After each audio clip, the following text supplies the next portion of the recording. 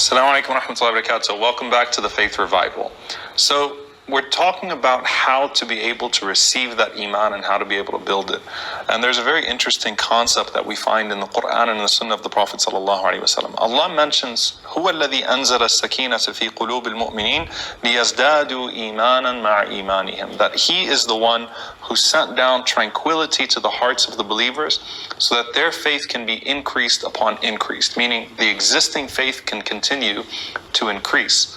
Now, if you notice in this verse, the scholars point out that it's iman that settles the heart. It's faith that settles the heart. So when the heart is going all over the place and it's inconsistent and it's constantly moving in different places, Allah subhanahu wa ta'ala sends down that faith to settle it. And nothing can settle it and bring it that tranquility except for faith, and to really put it at ease. So faith is not supposed to make you erratic. Faith is not supposed to make you unstable. Faith is supposed to settle you on the inside. Now, there's a hadith from the Prophet ﷺ that connects that settling, that foundation that's required of the heart to be able to receive faith in a very interesting way. He says, sallallahu alaihi wasallam, in a hadith that's narrated Muslim Imam Ahmad, he said, لا يستقيم إيمان عبد حتى يستقيم قلبه. That a person's faith will not settle until their heart settles. So in order for faith to settle, the heart has to settle. But then he says, وَلَا يَسْتَقِيمُ قَلْبُ حَتَّى يَسْتَقِيمَ لِسَانُ. And his heart will not be able to settle unless his tongue settles. So the Prophet ﷺ is saying, if you want your heart to settle and to be able to receive faith, then you need to make sure that your tongue will settle as well. And that's very interesting because typically we don't connect the actions of the tongue with faith in the heart, right? But Imam Ibn al-Qayyim rahimahullah, he said that the tongue to the heart is like a spoon in food.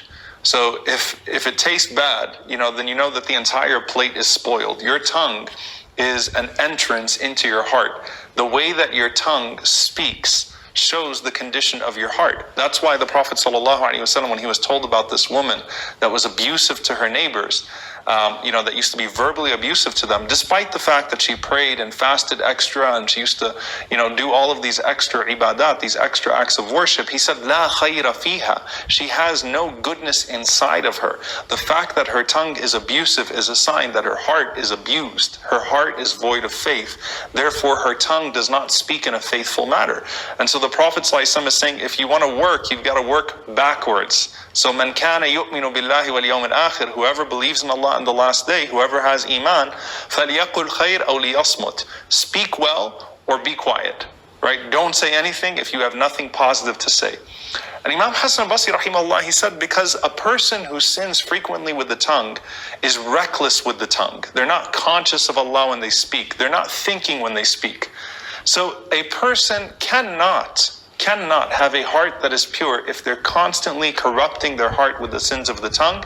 And the tongue is the medium by which most of us constantly commit sin. So if you want to protect your heart, you need to protect your tongue. You cannot have faith settle in your heart if you cannot have your tongue settle with faith. And this is interesting because I remember when I was reading an article on dental hygiene and how sometimes, if a person has bad dental hygiene, it can lead to some heart disease, or some of the buildup in the mouth can actually lead to the corruption of the heart. And you think about that in the spiritual way and what the Prophet ﷺ is saying to us, that we could be building plaque around the heart and hurting our heart. And Allah will not put iman in a heart that's like that. So you want a very practical way to build your iman? Start with your tongue. When you speak, everything that you say, ask yourself, how is this going to affect my iman? How is this going to affect my faith? How is this going to affect my heart? And Allah subhanahu wa ta'ala says, أَلَا بِذِكْرِ اللَّهِ تَطْمَئِنُّ الْقُلُوبِ. Is it not with the remembrance of Allah, which is with the tongue, that the hearts find tranquility? The heart becomes then a worthy vessel to be able to receive that iman. Watch your tongue, take account of it, and that's where inshallah ta'ala you'll find that faith can settle. May Allah purify our tongues and then purify our hearts and allow iman to settle in our hearts. Allahumma ameen. See you all next time, inshallah. Assalamu alaikum wa rahmatullahi wa barakatuh.